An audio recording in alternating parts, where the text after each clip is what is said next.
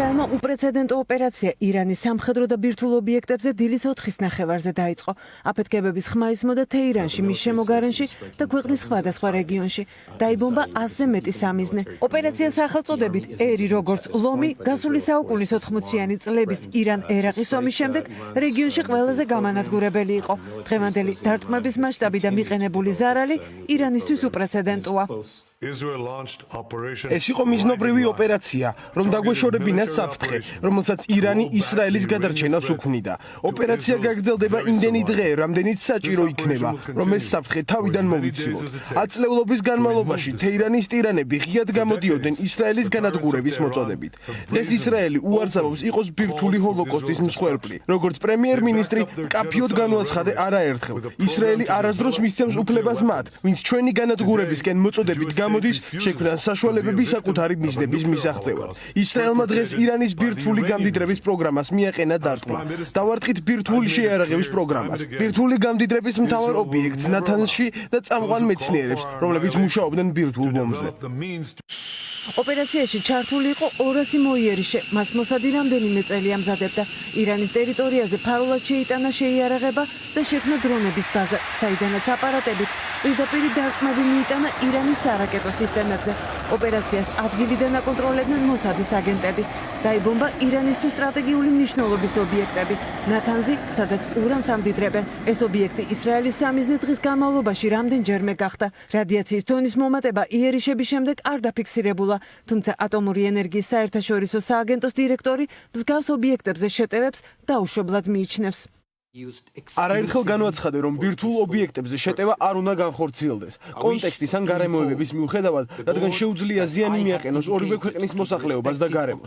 მსგავს იერიშებს სერიოზული გართულებები ახლავს თან ბირთვული უსაფრთხოებისთვის, რეგიონული და საერთაშორისო მშვიდობისთვის. მოუწოდებ ყველა მხარეს გამოიჩინოს მაქსიმალური თავშეკავება შემდგომი ესკალაციის თავიდან ასაცილებლად. სამხედრო ქმედებებისა და გაზრდილი დაძაბულობის მიუხედავად, ნათელია, რომ ერთადერთი წინსვლისგზა ირანისთვის, ისრაელისა და საერთაშორისო გაერთიანებისთვის არის მყარი დიალოგი და დიპლომატია. ეს უკვე თავრიზის ბაზაა ისრაელის იერიშის შემდეგ. დაიბომბა შირაზის რაკეტების მწარმოებელი ქარხანა და ბუშერის პორტი.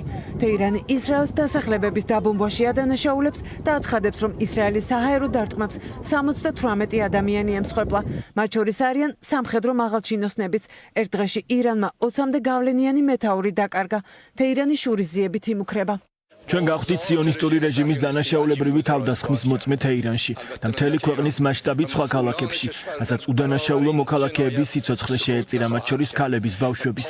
ასევე დაიღუპნენ სამხედრო მოსამსახურეები და ბირთვული დარგის მეცნიერები.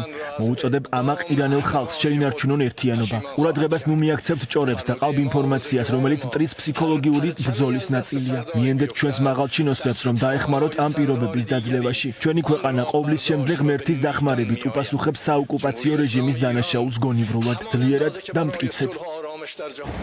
ისრაელის ოპერაციიდან ცოტა ხანში ირანიდან ისრაელის მიმართულებით 100-მდე დრონი გაუშვეს, თუმცა ისრაელის საჰაერო სივრცეში ვერც ერთმა შეაღწია. ასივე აპარატი საჰაერო თავდაცვის სისტემებმა გაანადგურეს. მიუხედავად ამისა, ძალაში რჩება საგანგებო მდგომარეობის რეჟიმი. მთელი ქვეყნის მასშტაბით შეჩერებულია სასწავლო პროცესი. არ მუშაობს დაწესებულებები.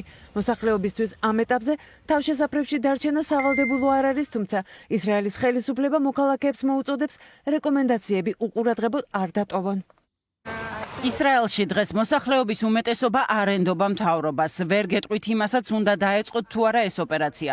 მაგრამ ვენდობი ჩვენ სამხედროებს. მესმის, რომ ირანს შეიძლება მალე ჰქონდეს ბირთვული იარაღი. ასე რომ სრული ნდობა მაქვს ჩვენი სამხედრო ძალების მიმართ. მათ უკეთ იციან, რას აკეთებენ. სხვა არჩევანი პრინციპში არც გქონდა.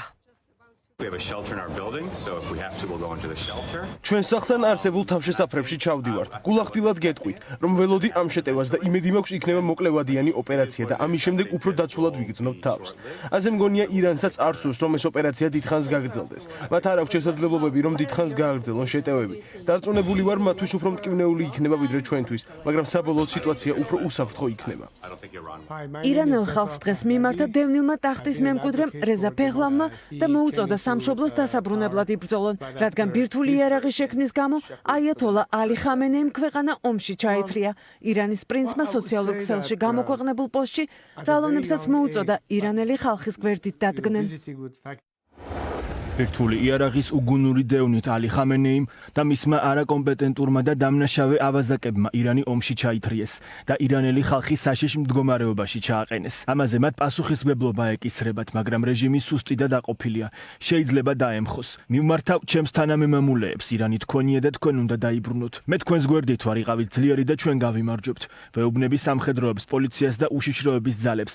გაემეჯნეთ რეჟიმს, პატევიაცით სამხედრო მოსამსახურის ფიცს და შეუერთდით ხალხს.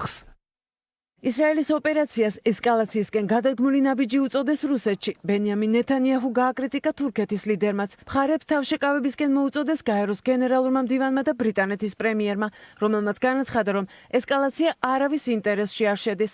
ისრაელს აქვს სრული უფლება თავი დაიცვას. ასეთია გერმანიისა და საფრანგეთის პოზიცია. დონალდ ტრამპმა ისრაელის ოპერაციას შესანიშნავი უწოდა, თუმცა განაცხადა, რომ მასში შეერთებული შტატები არ მონაწილეობდა. პრეზიდენტმა სოციალურ ქსელში ორი პოსტი გამოაქვეყნა და ირანს მოლაპარაკებებისკენ მოუწოდა. ორი თვის წინ ირანს 60 დღიანი ულტიმატუმი წაუყენე გარიგების დასადებად. დღეს 61 დღეა, გარკვევით უთხარი რა უნდა გაეკეთებინათ, მაგრამ არ გააკეთეს. ახლა შეიძლება ჰქონდეთ მეორე შანსი. ისრაელის იერიშების შემდეგ ირანმა გაეროს უშიშროების საბჭოს საგანგებო სხდომის ჩატარება მოითხოვა. თეირანის მხრიდან ამერიკულ ობიექტებზე მოსალოდნელი თავდასხმების გამო შეერთებულმა შტატებმა ხმელთაშუა ზღვის აღმოსავლეთით სარაკეტო კრეისერები განალაგა.